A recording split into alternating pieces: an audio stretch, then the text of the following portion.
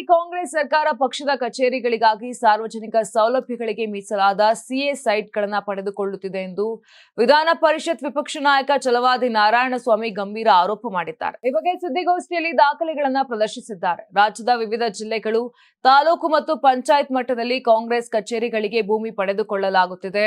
ಬಡವರಿಗೆ ಮನೆ ಭೂಮಿ ನೀಡದೆ ಸರ್ಕಾರವೇ ಭೂ ಕಬಳಿಕೆಯಲ್ಲಿ ತೊಡಗಿದೆ ಎಂದು ಆರೋಪಿಸಿದರು. ತುಮಕೂರು, ಚಾಮರಾಜನಗರ, ಉಡುಪಿ, ದಕ್ಷಿಣ ಕನ್ನಡ ಸೇರಿದಂತೆ ಹಲವು ಕಡೆಗಳಲ್ಲಿ ಪಕ್ಷದ ಕಚೇರಿಗಳಿಗಾಗಿ ಸಿಎ ಸೈಟ್ಗಳನ್ನು ನೀಡಲಾಗಿದೆ. ಚಿಕ್ಕಬಳ್ಳಾಪುರದಲ್ಲಿ ಲಕ್ಷಾಂತರ ಮೌಲ್ಯದ ಸೈಟ್ ಕೇವಲ 22 ಲಕ್ಷ ರೂಪಾಯಿಗೆ, ಬಾದಾಮಿಯಲ್ಲಿ 1.22 ಲಕ್ಷ ರೂಪಾಯಿಗೆ ನೀಡಲಾಗಿದೆ. ಎಸ್ಆರ್ ವ್ಯಾಲ್ಯೂನ ಶೇಕಡ 5 ಹಣ ನೀಡಿ ಸರ್ಕಾರ ಸೈಟ್ಗಳನ್ನು ಕಬಳಿಸುತ್ತಿದೆ.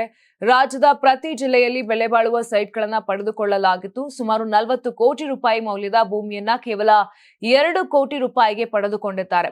ಇನ್ನು ಕಾಂಗ್ರೆಸ್ ಸರ್ಕಾರ ಆಡಳಿತ ಯಂತ್ರವನ್ನು ದುರುಪಯೋಗಪಡಿಸಿಕೊಂಡು ಸಾರ್ವಜನಿಕ ಆಸ್ತಿಯನ್ನ ಪಕ್ಷದ ಹಿತಕ್ಕಾಗಿ ಬಳಸುತ್ತಿದೆ.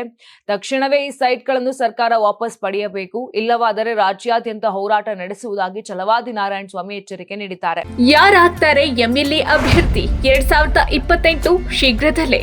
ಪ್ರತಿದಿನ ಒಂದೊಂದು ಕ್ಷೇತ್ರದ ಟಿಕೆಟ್ ಆಕಾಂಕ್ಷಿಗಳ ಸಂಪೂರ್ಣ ಮಾಹಿತಿ ಪೊಲಿಟಿಕಲ್ ಜರ್ನಲಿಸ್ಟ್ ಕೆಎಂ ಶಿವಕುಮಾರ್ ಅವರಿಂದ.